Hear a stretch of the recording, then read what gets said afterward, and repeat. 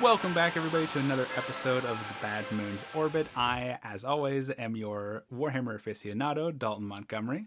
And I'm Darren Smart. And I'm pretty sure Warhammer is a kind of sour candy that I wouldn't touch.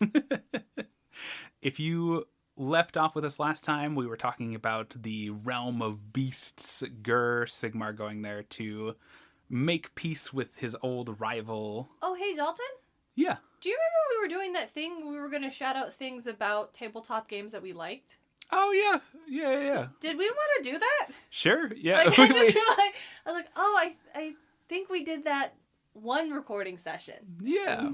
There's been some gaps in our recording schedule, but I like that idea. Let's, do you have anything you'd like to start with? Really tiny dice. Oh, The teeny dice? Yeah. Little dice. I just learned about little dice at our friend Dylan Hunter's when I got him his birthday present. Oh. And I was standing there ready to pay, and I look over at the counter at the gaming store, and there's just this box of little dice. And I'm like, yep!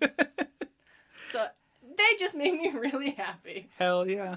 I love a little dice. If you are familiar with Warhammer at all, you know that it is a game that you accessorize around. Ooh, I love that. I love an accessory. Absolutely. I'll make mine also a dice thing. This isn't so much a thing in Age of Sigmar, but it is in the predecessor system. Warhammer Fantasy Battles was a type of special dice called scatter dice. Scatter dice? Yeah. You roll them and they don't have numbers on them. Okay. They just have arrows. And so you would do it for, like, if you fired like an artillery piece or you had someone who was staggered and had to like wander in a direction, you roll them and then you just move them the direction that the arrow points. Yeah. Cool. I like that very much. It's very good. Okay.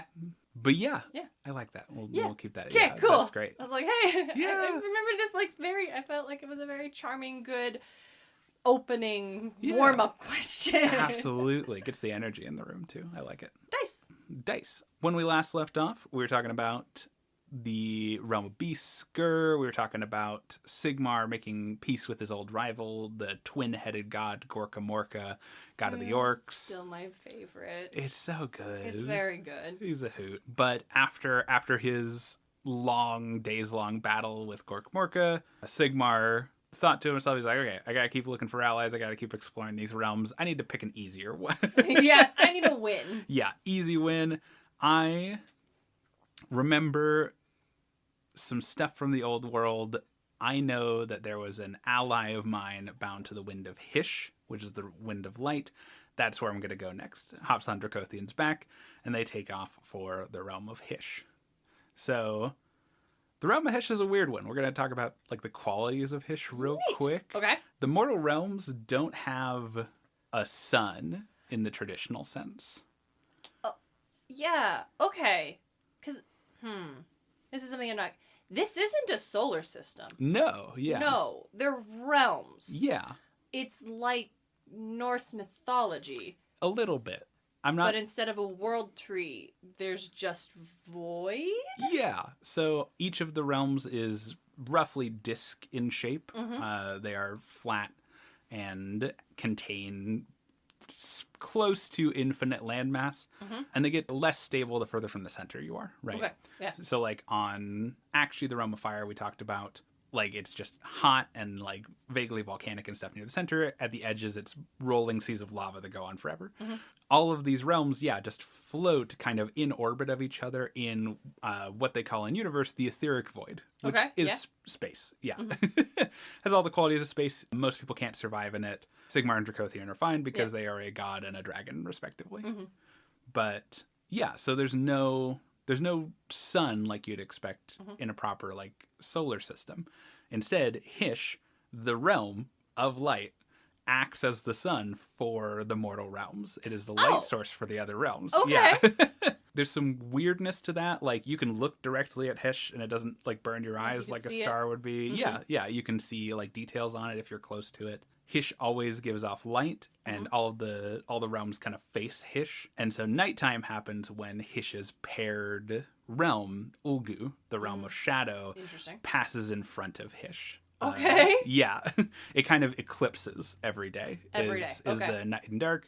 And then Ulgu's magic, when it's in front, like overwhelms like Hysh's brightness so that none can like pass around it. Are there stars? There are stars. There are stars. What are the stars? We don't know. Okay. They are further out in the etheric void, but there's like a bunch of stuff that relates to stars, and so we know they're there. They have to be there. But that's it. Are they fireflies that have just gotten stuck in this big bluish black thing? Yeah. If there's no sun. Yeah, like I said, they could be other realms that we just like don't know about. They could be creatures, like Dracothian gives off light, so there could absolutely be an element of that. We just don't know, which is interesting. Perplexing. But so the realm of Hysh is bright. It is always daytime on Hysh. When Ulgu is in the ascendant, it gets dimmer, but it's never properly dark on Hysh. So it's like being like in the upper northern hemisphere certain times a year. Absolutely. It just gets a little bit dim, but otherwise it's just kind of day all the time on Hysh. No, I don't think I'll go there. Yeah, I'm good. It's kind of a weird place to visit. So aside from its physical properties, like we've talked about, each of the realms has something of a psychological effect on the people that live there. Hysh leans maybe a little bit into the pun, and people who live on Hysh tend to be enlightened. It is a realm of order and structure in a very analytical way. Okay. This is probably a good time to bring up, or to flip to the first. We got our visual reference here. I think that first one should be Hysh. That yes. one? Yeah. Yep, that that's was like Hysh. a geode.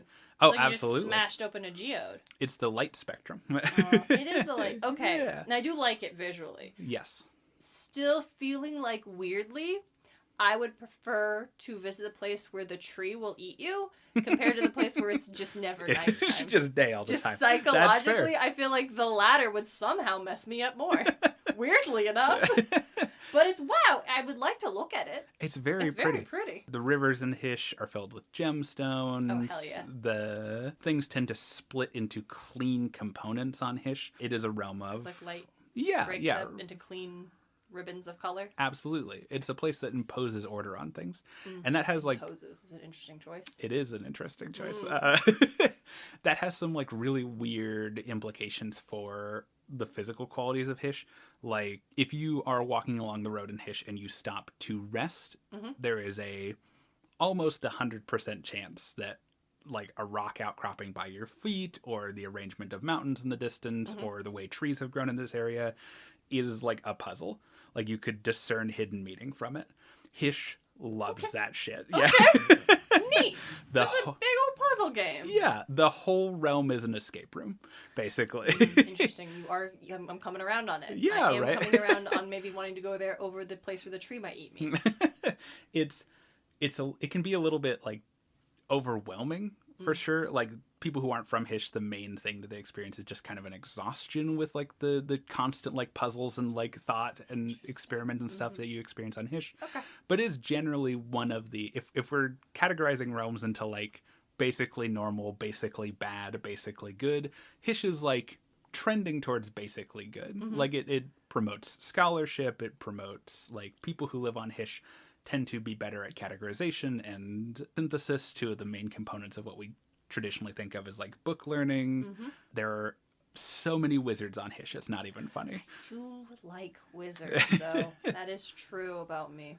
Interesting. Okay, go on. So Hysh itself is broken up into they're referred to as the 10 paradises because Hysh is just like that. Okay, now I'm like a little bit like side-eye. I'm like, you can't be calling your own shit paradise. Right. That's never, I don't trust that. The other thing about Hysh is it loves its puzzles, it loves its hidden meanings and like games basically that test your intellect.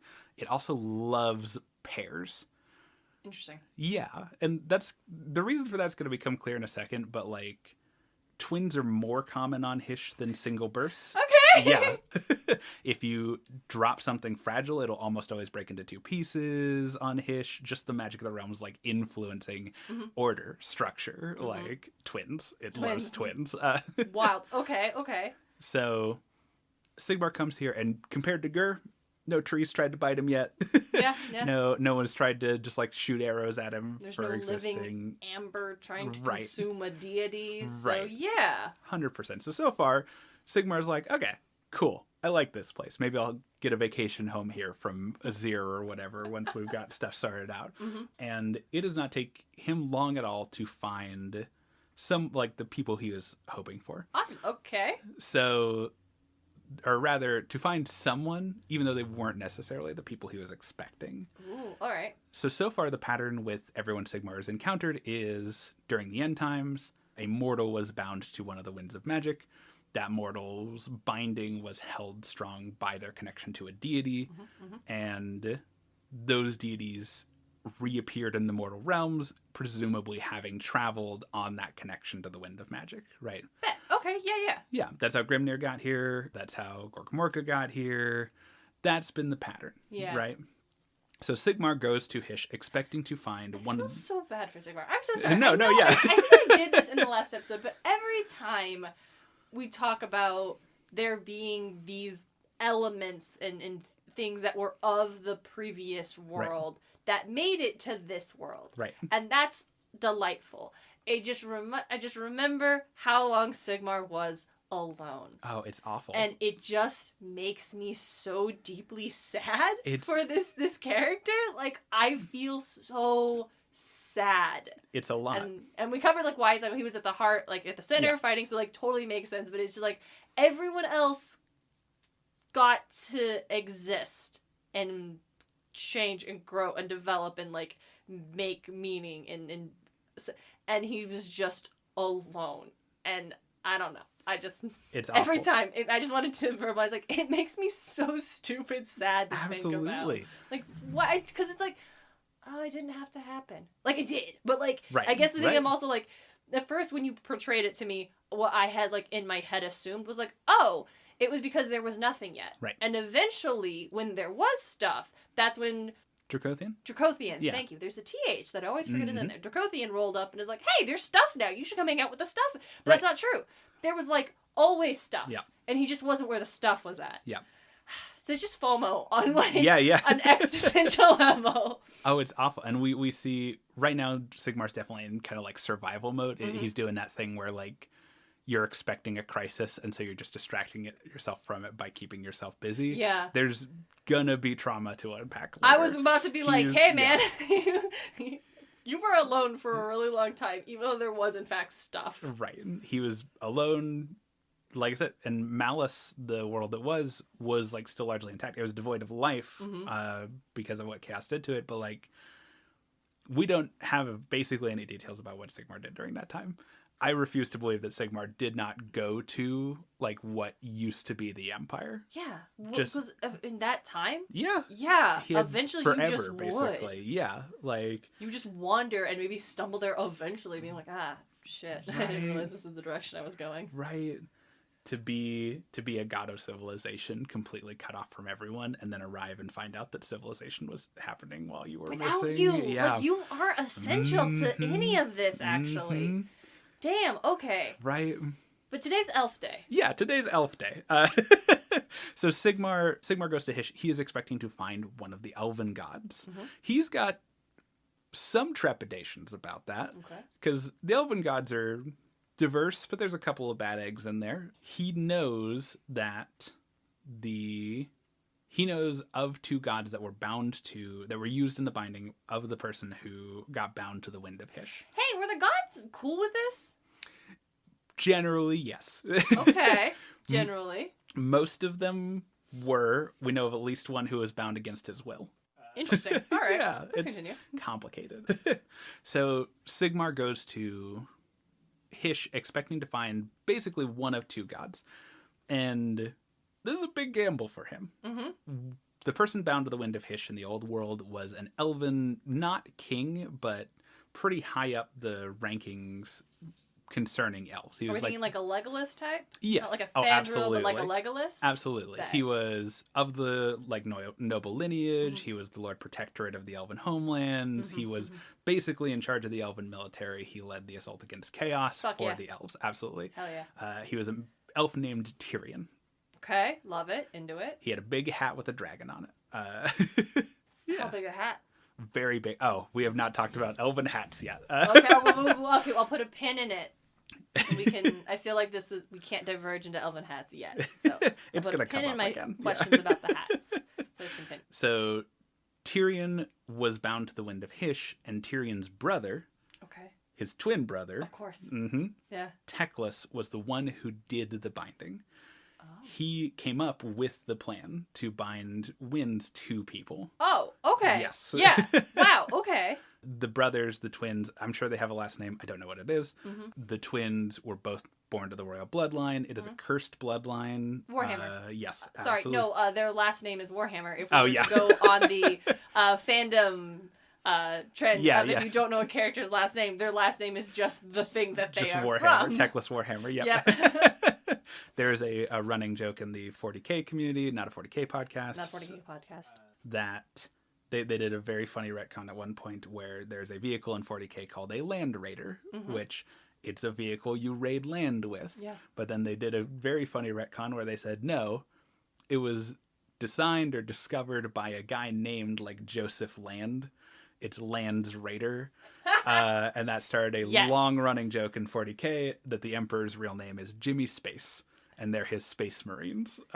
Yes, no, hell yeah, that's so funny. Okay, we're not a complete desolate wasteland, right. Devoid of all culture or humor. Absolutely. There were shining stars, like Jimmy Space. Like Jimmy Space. Teclis was almost certainly the greatest mage in the world during the end times. You'd have to be. He and Tyrion are from a cursed bloodline. A cursed bloodline? Yes, absolutely. You did not tell me they were cursed bloodlines. I love a cursed bloodline. Horrifyingly cursed bloodline. The line of Anarion, who was the first king of the elves, Teclis and Tyrion are descended from. Anarion took on a horrifying curse in exchange for power to defend the elven homelands. Oh, but defend an elven homeland. Okay, no, it's not just power. It was to defend the... Okay, yes, I see. Absolutely. Okay. Absolutely. But it ruined him. It made him bitter and hateful and greedy, and it passed down into his descendants, manifesting in very different ways. Tyrion is noble. Tyrion is the star quarterback football jock of elves. Okay. He is noble and charismatic and great in like matters of state. He is an excellent warrior. He is extremely martially skilled.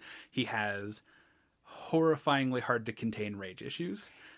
That is the curse manifesting in him. Yep. He works extremely hard to suppress it because he can't be both of those things, right? He can't be bloodthirsty murder monster and also the golden boy of the elves.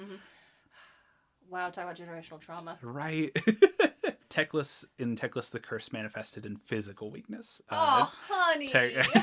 Teclis was born basically destitute. He was not able to walk for pretty much the vast majority of his life until he started to learn and gain like a mastery of magical powers, which he learned alchemy to create potions to sustain himself and allow himself to like function normally. He learned greater magic so that he could still contribute in a way that he wanted to, but the curse kept him weak pretty much his whole life. He could never rise to the same level as others. I could definitely stand to see more magically based mobility aids and tools in fantasy. I like that very much. Yeah, 100%.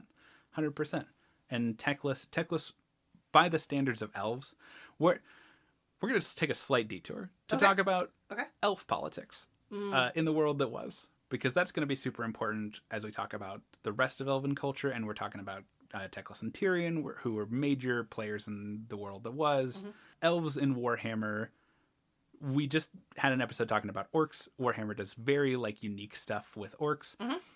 Physiologically, Warhammer elves are exactly what you expect. They're Tolkien-esque elves. They live basically forever. Their big kind of difference is that they experience emotions more powerfully than other races. Oh, so yeah, interesting. Yeah, I do like that. It's fascinating. And one of the things I really like about Warhammer elves is they do follow the kind of what has become classic fantasy split, where we have high elves and dark elves and wood elves. I do love the trifecta. Yeah. Those are not physiological differences. They're purely political differences. Ooh. Yeah. A dark elf or a druki in their native language. No, say it one more time. Druki. And we're going to commit to that. Yeah. And someone said that out loud in a room when they're talking about their fancy fantasy elves, Yep. and they're like, yeah, Druki, that's the sound we want to have for the elves. Yeah. A Druki could go to the High Elven lands and with a change of costume pass as a Zur, which is a High Elf. Okay. I don't remember what Wood Elves' name is in their own language, but it's something. No, it's okay, Dawson. No, it's fine. You can just deny me this knowledge. It's okay. High Elves, Dark Elves, Wood Elves. If we remember from our World That Was video, talking about like where elves came from, they were the second creation of the old ones. Uh-huh. The old ones found lizards too inflexible. They were just like hard coded to do what they're supposed to do. Not great at thinking on their feet. No, absolutely. And so they made elves to be long lived like lizards are, to be good at magic like lizards are, but to have more free will. And the heightened emotionality is part of that. They want them to be guided by the things that they valued and like dissuaded by the things that they weren't. Because elves also experience pain more intensely than others because that's rough. Yep, and sorrow more intensely than others, and they wanted that to be the stick and carrot relationship of like, better save the world, like, or you'll lose it. Yep. Okay. Elves learned magic from the lizards. The old ones that already taught the lizards, they're like, we're not doing this a second time. Go teach the elves. Sure, let's play this game of telephone. Yeah. And elves got really good at magic. They're somewhat resistant to chaos corruption, which is nice, but their heightened emotionality makes them susceptible to being influenced by chaos. I was going to say, like, you care about things a whole awful lot. Someone can come up and really poke at that. Absolutely. Specifically, elves have a long and complicated history with one of the chaos gods. They are they are traditionally aligned against, most frequently, Slaanesh, the god of excess, because feeling things more strongly, the whole like perfection is a domain of Slaanesh, and elves love that shit. And also, all of the chaos gods like claim souls. They claim the souls of people who like willingly followed them. Slaanesh particularly loves elven souls because they shine brightest, because they experience things more profoundly than others. And so they have a mutual kind of, if an elf is going to fall to chaos, they're probably going to fall to Slaanesh. Yikes. If Slaanesh is pursuing a mortal, they're probably pursuing an elf. Interesting. Yeah. Okay. So creepy. Yeah, right? Yeah. Like, it's creepy. It's rough. It's rough out here. So elf politics. Way back when, that king, Anarion, who we talked about, the one who cursed his bloodline, he, after cursing his bloodline, he died, basically right after that battle. Oh, okay. He fought off demons. The traditional elven homeland is a place called Ulthuan. It is a big donut. Cool. It's just a circle in the ocean. Yeah. Nice. All right. Cool. And the elves had a plan back even before, I think humans existed, but they were like still very, very young. This was the first time chaos invaded the world, and elves and lizards managed to push it back. The elves' plan was to create this big, just like siphon at the bottom of the world that would pull all the excess magic out of it, kind of a storm drain for magic. Okay. Because demons need magic to exist, and so that would weaken their ability to manifest in the world. Okay. Anarion cursed himself. I keep referencing it in like the second person. I'm just gonna say what it is. There is a elven artifact devoted to one of their gods.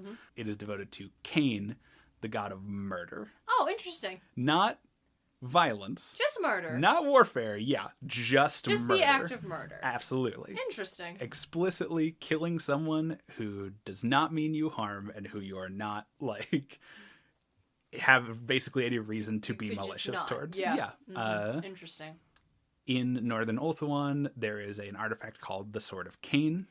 Drawing the Sword of Cain to fight off the demonic invasion is what cursed Anarion's bloodline. Okay, yeah, this tracks. Absolutely. Made him powerful enough to hold off like a demon army basically by himself. Cursed his bloodline. In doing that, they successfully created the vortex. Did he already have kids at this point? He did. Those two escaped the curse. I was gonna... Yes. Okay. But they're kids. Yes. That seems unfair. Right? Magic. How does it work? Magic. Yeah. So, Anarion dies during the defense of Ulthuan after pulling the Sword of Cain, curses his bloodline, and the question of succession comes up. Oh boy. there is Boise. one clear winner. Anarian has a son who is of the appropriate age, who has not like committed himself to other like paths within the elvish like life. Okay. Who the people in charge of picking a successor don't like. Why? They don't trust him. Why? They don't trust his mom. Oh. Is what it comes down to. Ultimately, he definitely had some proclivities, but he's basically a teenager at this point. So they don't really know what he'd be like under rule, but they really don't trust his mom. If he's a teenager, he's probably going to listen to his mom if she gives him suggestions. Yep. The hand that rocks the cradle. Yep. That elf, the rightful successor to Ulthuan's name is Sued by Disney. We're going to talk about that real quick. Ooh, okay. Because his name is Malekith. I don't know why that would be a problem with Disney. Marvel. Oh, come on! Okay, yeah. Yep. It's a name with, like, history elsewhere. Like, yeah. But Games Workshop, for whatever reason, during this time, it is Malekith, but for whatever reason, they retcon it at some point and change his name. So we don't know for sure if that's, like, why they did it. But it was right around when, like, Thor the Dark World would have been coming out. And so... Yeah, and well, okay, hold on. What is the name Malekith from? I think it's Norse. I think it's like an old Norse Elvish name. Yeah. It's also an Elden Ring. Yeah, yep. That Malekith isn't an elf. He's a dog. But yeah. Yeah, I mean, because it's from Norse, it's in Thor. And right. Everything from Thor, the stuff from the Thor comments are being pulled from Norse mythology in one way or the other. And feels weird. And they're elves. So, like, yeah, it'd be right. Oh, I don't want to call the, malevolent bastard son of the King Mordred. Like, that's why would they, it's like... It's a very weird It's just a thing you could do. Yeah. So it's weird that they would have changed it. Right. And again, we don't have, like, an official confirmation. It just, the pieces all kind of line up. Yeah. So his name is... we also know that this is a company that really, really, really loves to have their own little special words. Correct. So they can copyright it. Correct. So was it to avoid Disney, or was it because they realized, oh, right, we can't because this name is, like, kind of public domain? Probably a little of both, yeah. What is his name now? Malarian. Yeah. Could you hear my eye roll? I didn't like Malarian. It doesn't sound as good as Malekith, and I don't know. I completely agree. So he's Malekith / Malarian. He is the rightful heir to the throne of Ulthuan, and the council of, like, elder elves are just like, no, we're going to pick someone else. We do not grant you rank of king. Absolutely. Okay. Absolutely. Malekith is mad about it, yeah. But he plays nice. He's like, okay, I will be, like, protector of the realm then. I will go do all these grand things to protect elvenkind so that maybe you have second thoughts about not picking me to be your king because I'm a totally perfect fine person. And his mom starts to scheme. She's just some Lady Macbeth shit. Oh, absolutely. Okay. Lady Macbeth is an excellent reference. Her name is Marathi, and she will be important forever. Basically. Okay. For the rest of this story. Oh, absolutely. It's very Lady Macbeth. It's very, if you have, you or dear listeners have experienced Dune, Marathi definitely has an element of the Bene Gesserit, the like secret society of women who like manipulate everything from behind the scenes. Marathi was the second wife of the king. We don't know for sure how his first wife died, but we have guesses. Who he just so happened to find on a battlefield somewhere. Wow, Oh, yeah. Wait, okay, so she's the second wife. Yes. And he's got 2 kids. Yes. And this was the other kid, the kid of the first wife? No. Interesting. Yes, sorry. Okay, so the second kid is older. Yes. But they're not the rightful heir. His first kid was a girl. That's some fucking bullshit! Yeah. Well, I mean, I'm not surprised, but I will be angry because you are elves. Yes. And we're doing this for what? In defense of the first kid, she will eventually become the Ever Queen, which is a higher ranking position amongst the elves. Alright, that's cool. The elves have a weird system. The Ever Queen has existed basically since there were elves. She is traditionally the like big picture spiritual leader of the elves. Yeah, we always gotta have the girl be the spiritual leader instead Yeah. of the political leader, which is like, yeah, okay. But just And- like, damn, it happens a lot, doesn't it? Yeah, and elves just like didn't have a king for a long, long time. Anirion was the first because eventually, like the day-to-day complexities of keeping elvenkind like safe outstripped the like broad spiritual. These are the things you should be morally doing. Okay, So interesting. The Phoenix King, which is the name for the king of the elves, the Phoenix King is a like managerial position, basically. All right. Yeah. Wild. Okay. Right. Okay. Interesting. So who, if they didn't pick not Malekith, Malarian, Yeah. and they didn't pick future Everqueen, Yeah.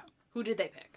Someone else. Oh, it doesn't matter. Yeah. This is not important to the Nope. story. Don't worry I about it. literally Okay. don't know their name Okay. because they have basically no relevance. Because Lady Macbeth murders them. Yeah, basically. Yeah, you know where the story is going. Yeah, okay. Malekith plays nice for however long. Marathi schemes. Marathi immediately cracks open the do not crack open jar and starts a chaos cult.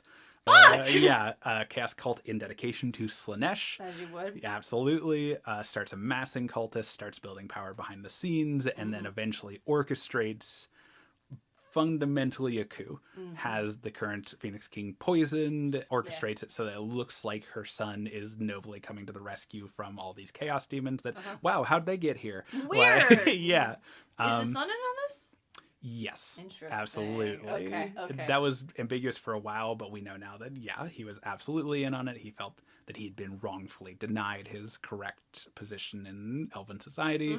And Malekith was probably at this point like, we'll do this one bad thing, but then I'll be king and everything will be fine. And we'll shut down the cult and it'll all be chill. There was one thing standing in the way of Malarian being king, and that was there's this ceremonial like dais that you have to pass through to be the Phoenix King. You have to pass through to be Phoenix King. Yeah, absolutely. It's very much a like scone of stone or whichever one that is.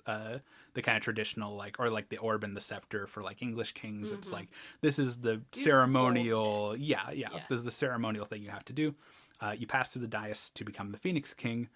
Because it is a judgment from Azurian, the high king or the high god of the elves. Okay. Malekith is like, cool, I just have to do the last ceremonial thing and I'll be king. He passes through it. It burns him to a crisp.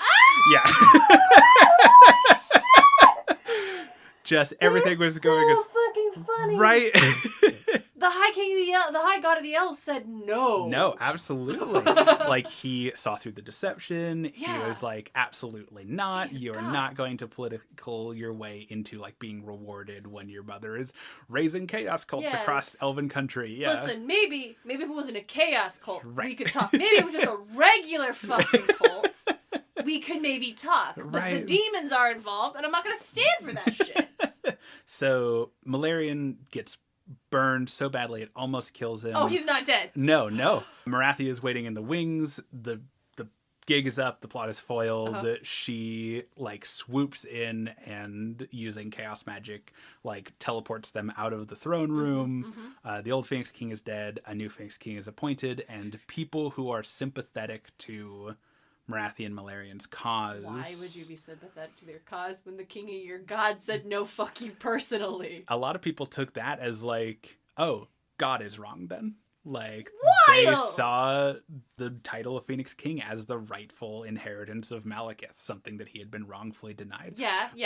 Or they had fallen in with Marathi's cult, or they were just people who are like, yeah, we need a tougher, like, we need someone who's willing to do bad things to ensure the survival of the elves, right? There's lots of reasons why someone joins an obvious evil person. Someone else, not your own people kind of bad things. Right, you would think. Bad things are war crimes. You would think. But, so that is the split. Elves who remain loyal to the Phoenix King and Ulthuan become High Elves. Interesting. Anyone loyal to Malarian and Marathi retreat to Nagaroth, which is a separate continent. It's across the ocean, and they found the country of Nagaroth, and Malarian is crowned king there. Okay. With his mother, Marathi, being like High Vizier, like actually the person in charge. Yeah. Pretty much. But that's the elf split. Yeah. High elves, dark elves, wood elves at some point just like leave They're basically I like, think we don't I'd want to do also be politics. like, I can't handle this. I'm also gonna go to the woods. Absolutely. I'm out. Quick observation that they're using dark to align with evil, and that is unfortunate. Yeah, it's unfortunate. It is the human word for him, just because... right, because they call themselves... Druki. Yeah. But yeah, it is unfortunate, like, real-world connotation, for sure. But, moving on. But, what else? Go do something else. They're not the focus of this episode. What is the focus of this episode? So, cutting back to Sigmar, now that we've had our elf history lesson. Yeah, so that's everything, and then stuff. Yeah, all that was in the world that was. Teclis and Tyrion are high elves. They are, like I said, Tyrion is the Lord Defender of Ulthuan. So they're just descendants of the Everqueen. Yeah, they are like... What? Sorry. Yes, they're descendants of the Everqueen lady. Yeah. They're like third cousins or whatever of Malekith. Wow. Okay. Because Malekith is also from that cursed bloodline. Yeah. Marathi did not inherit the curse of Cain, but Malekith did. Also, could be some people think that the reason Azurian's fire burned Malekith is because of the curse of Cain.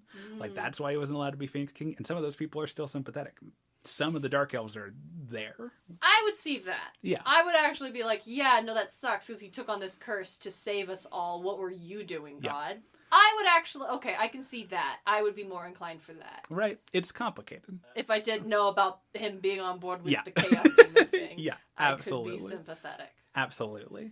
So, cutting back to Sigmar in the modern day, Sigmar goes to Hysh. He's expecting to find maybe some of the elven gods, right? He is expecting to find maybe Azurian, because Azurian was the god of kings in elven culture. Yeah. It would make sense for him to be like patron of Teclis, or not Tyrion. He is suspicious, but hopeful that he won't find Cain. Yeah, that would be rough. Cursed bloodline. You don't want that. That's hard to handle. And he is nursing, we'll call it a doubtful hope, that he might not find an elven god.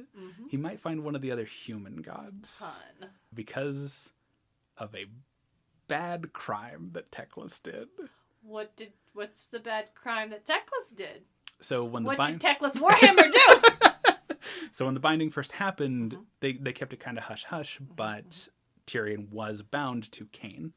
They just couldn't do anything else. Wait. It was the curse. Because the cursed bloodline, and Cain was the only one willing to play ball? Cain was not willing to play ball. Oh, he's the one that was like, I don't want to play this game! Yeah. Oh, no! He's like, I don't want to help save the world. I'm the god of murder. Yeah, I'm the god of just murder. Just the act, not defense, not war, not justice, just murder. Yep. Yeah. So they bound him to... But they couldn't do it with any of the... They just couldn't get past the curse, yeah. So they bound Cain to Tyrion, which did not help with his bloodlust. Why? Okay. And Sigmar's rolling up like, all right, so everyone I've met have all been the gods that were bound to... Maybe I won't find that guy, though. Yeah. Well, they kept secret which elven god they bound Teclis. They did not want it getting out. Yeah, they did not want it getting out like, okay, we're going to bind the god of murder. So this is how he's finding out. He's finding out who got bound to what. He's like, well, you'll find someone here. Yeah, well, he suspects he might find Cain, he might find Azurian, he might find Daith.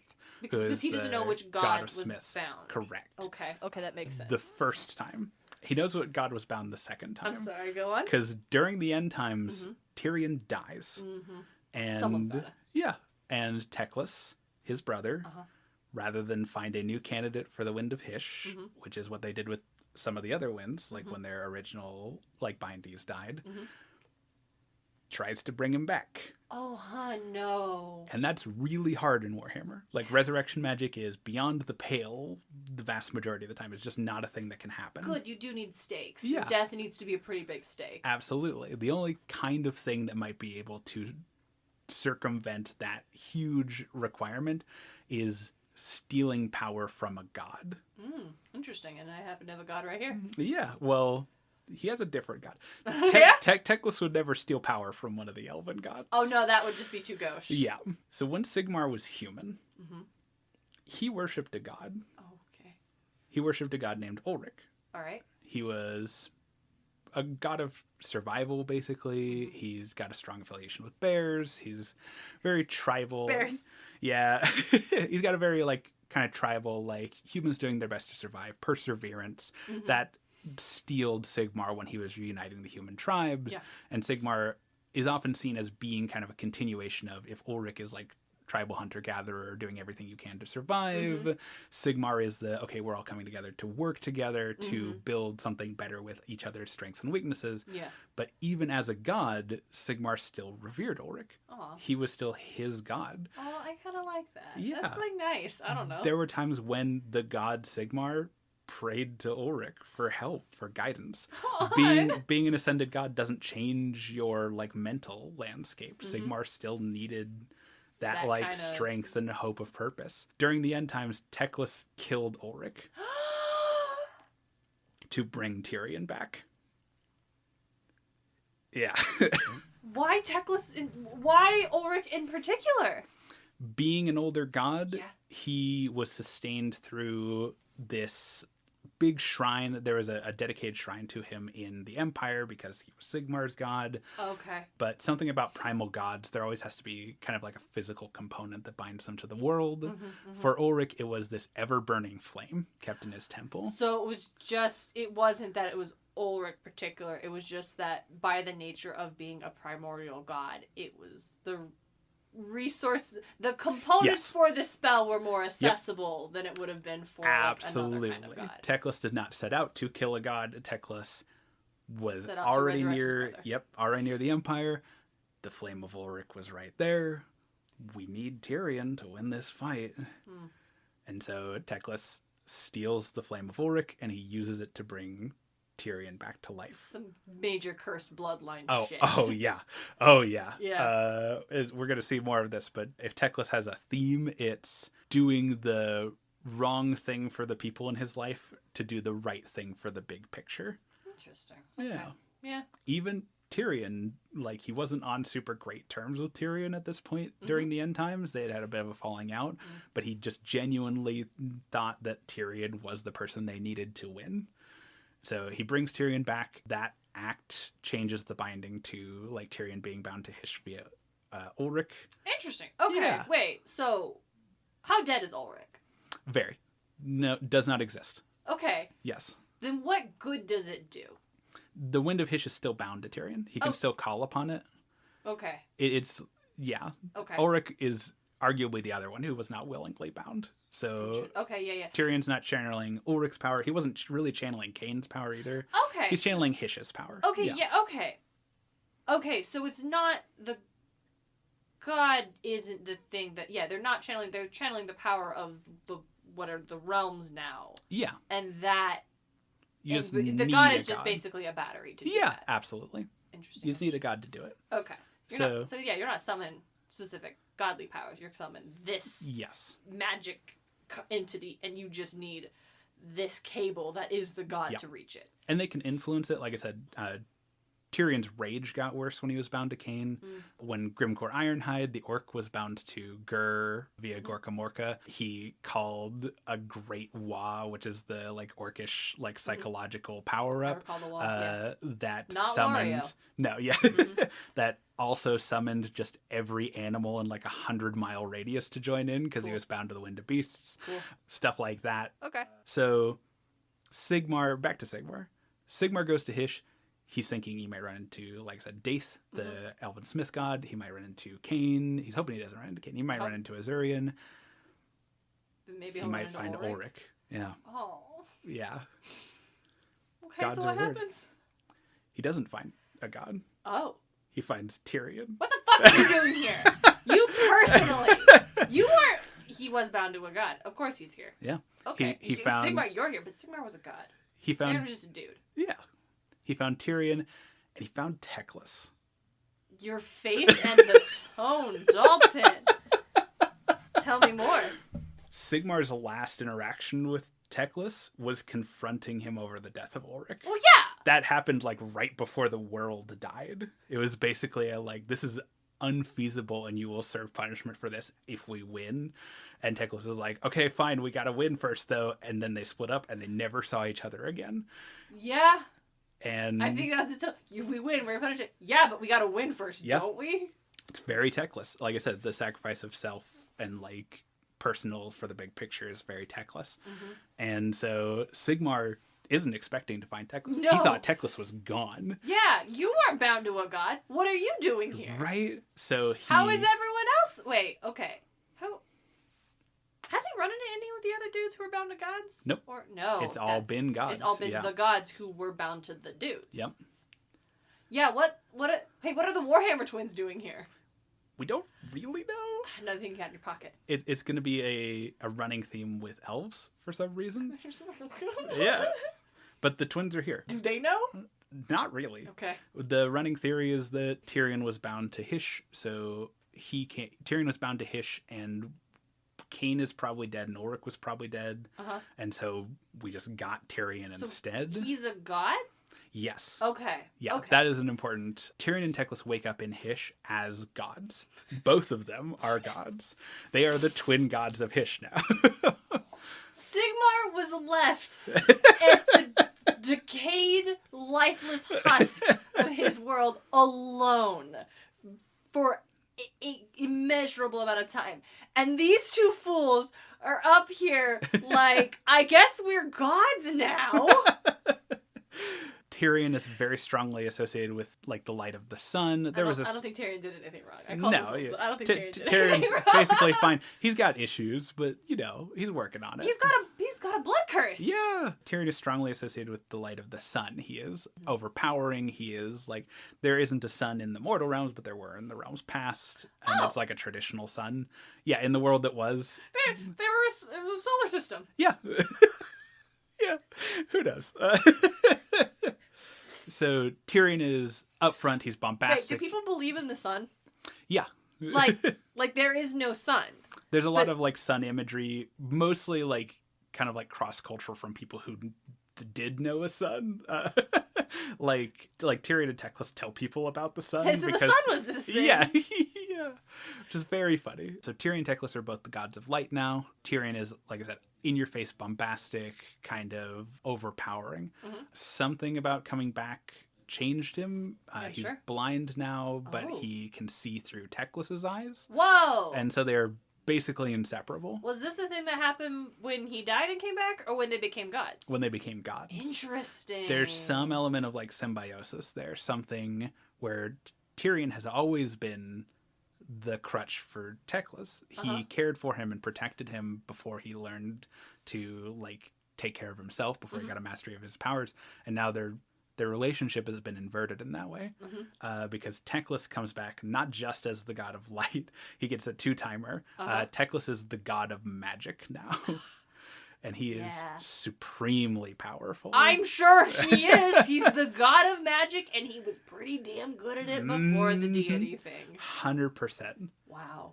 So Sigmar finds Tyrion. He finds Teclis. He's happy to see Tyrion because Tyrion, he gave a spirited defense in defense of the world that was. He's pretty pissed. Yeah, he's conflicted about seeing Teclis, but whatever rage he has at like this guy surviving and becoming a god off the back of what he did, of Ulrich, absolutely. All of that he has to just like it wells up inside him, and he just has to push it down and put it to the side because chaos is coming, and I need all the allies I can get, and the god of magic is an ally I cannot afford to lose. Cannot afford to not have the god of magic on your side. Absolutely. So he pushes it down. He greets them as friends. He tries to like how awkward. Right? It's awful. He's trying so uncomfortable. He's trying his best to be the god of civilization, to bring people together. Yeah. If he could do it with Gork Morka, surely he can put his grievances aside for... Gork Morka was more of an abstract vibe check. This is a very personal and specific. Absolutely. But he does. He asks them to join his pantheon, and they have one question. Have you seen any elves? Wait, are there no... We talked about a little bit in each episode, but there aren't any elves in the realm. What? Yeah. Where are the elves? There's a handful of, all the sources I can find say that there's quote unquote a handful of them on Azir, and that's it. We have had humans and dwarves and orcs are back. There are ogres, there are trolls. Everyone seems to be back except for elves. Who's living on Hysh? Humans, mostly. There's some ogres here. There's goblins. They've made it here. Goblins actually really like it on Hysh. I'm reframing everything I was picturing about Hysh. Yeah. I was just picturing a bunch of fucking elves. Yeah. There will be, spoiler, there will be elves on Hysh eventually. Uh-huh. But we don't know where they are. Why are there a handful of elves somewhere else then, but not the place where the elves are at? We don't know. That one's just like a genuine, they haven't written this mystery. Like, Okay. they're just like, yep, I think it would make more sense if there were no elves. Yeah, but... why are there some elves? Yeah. But not here. Right. Not in the elf place. Yeah. So I guess it's not the elf place. Right. So Sigmar tells him, says, yeah, I found like a handful. They're living in Azirheim, the like city I founded back on Azir. Mm-hmm. But I haven't seen them anywhere else in the realms.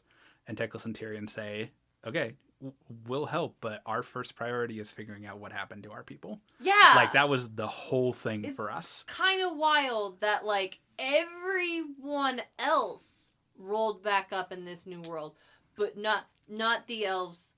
The orcs, that their souls are moss. Yeah. They're here, but not the elves. Not the elves. What did... It's souls, right? Yeah.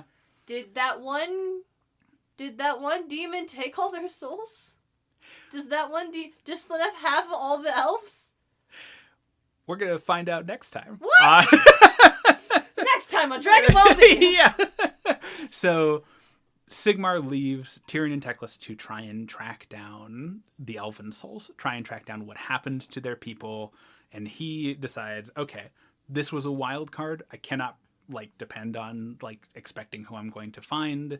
Yeah, clearly. And I'm already next door to Olgu. So I might as well swing by. So I'm gonna go there. Okay. So Teclis and Tyrion looking for elves. Sigmar head to Olgu. We have more peek behind the curtain. These episodes are being recorded together because we have questions that are gonna be answered when we get to Olgu about the fate of the elven people. Oh my god!